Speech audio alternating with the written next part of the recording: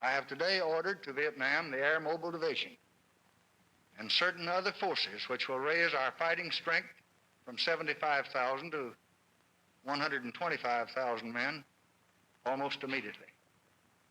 Additional forces will be needed later, and they will be sent as requested. During the 1960s, during the Vietnam conflict, Mexican Americans were extraordinarily vulnerable to the draft. And one reason was that there were college deferments. Well, it was unlikely for Mexican Americans to get to college when the average educational attainment of the population was less than an 8th grade education. The Vietnam generation was enormous. It was part of the famous baby boom cohort of Americans that included 27 million men who came of draft age during the Vietnam War, but really only about a little over 10% of the larger generation served in Vietnam. Louis Hershey, the director of the Selective Service System, was really clear that in Vietnam you don't need to take every young man. It's not like World War II, in which case you have to decide who goes and who stays. And he's very clear that there's some people who you should preserve. Those people in college are the people who evidently are smart enough to get to college. Let's keep those. And other people aren't there, well, maybe they're expendable. And they were quite explicit about this. They called the system channeling. And the idea is that you would at least indirectly channel some people into college and graduate school and the professions, and you would channel the non-college bound people into the military. For the most part, Latinos didn't know about those alternatives. I was against the war, so I was involved in all the war protests. And I had my brother who was in the Marine Corps and really believed in what he was doing, at least when he first went in. I had cousins that were in the Navy and in the Army and in the Air Force. So we really were all involved in all aspects of it. When we were involved in the draft constantly, many of them didn't even know what deferments were. We'd see busloads of young men being unloaded at the Oakland Induction Center to get sworn in.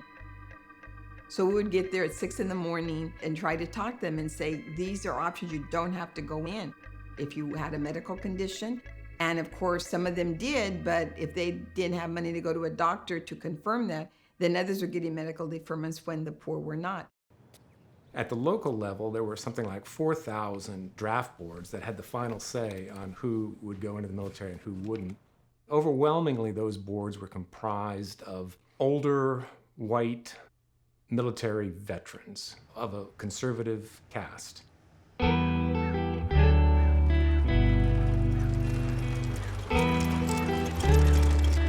I'm the 9th of 12 children.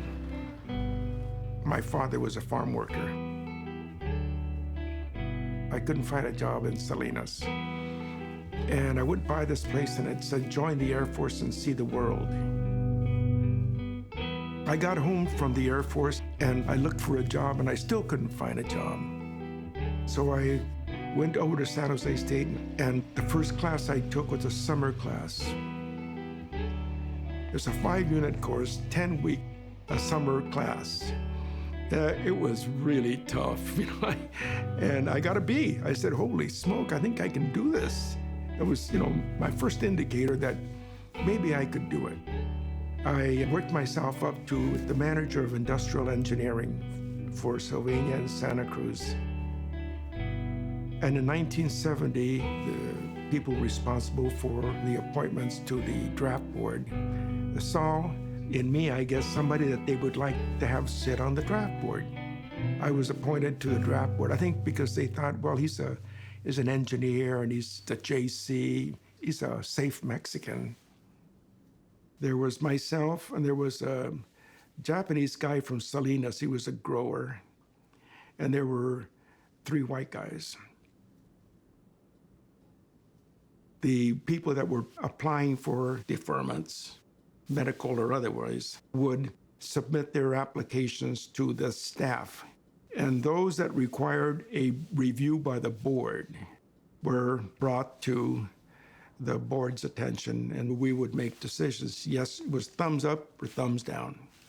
Thumbs down, they go into the service. Thumbs up, they get a deferment.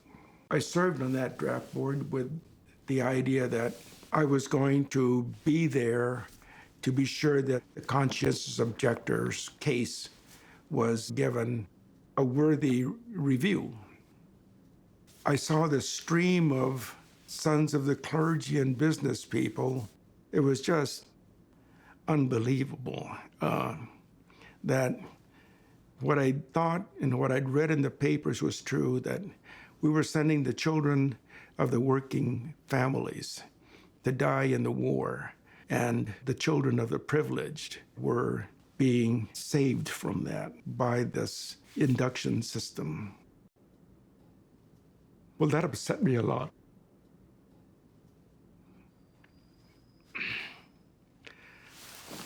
I resigned from the draft board to protest the war in Vietnam. I am moved today to make a protest against the war in Indochina, not only as an American citizen, not only as a minority American, but also as a member of an agency which provides manpower for the most unjust war in American history. After consultation with my friends and family, and most importantly as an act of conscience, I have decided to resign from local draft board number 59, Santa Cruz County, effective immediately. I got a lot of flack for that. They called me a communist and other derogatory names associated with my race.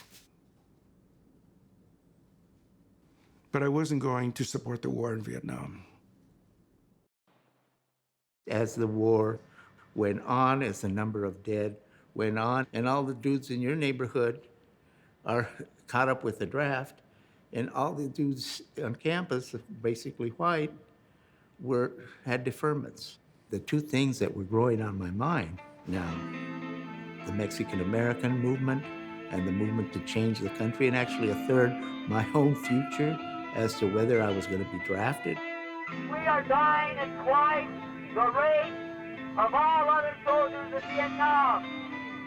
We're protesting against the discriminatory draft laws that disburden small the Anglo middle class people of this country and make the heaviest burden of the war fall on the poor, fall on the Mexicano. I got in the mail a draft notice to report on September 16, 1969. September 16th is Mexican Independence Day. And it came to me that those things could be put together. I wanted to challenge the draft in the war. In September 16th, I refused induction on a very, very public way. Today, the 16th of September, the day of independence for all Mexican people, I declare my independence of the selective service system.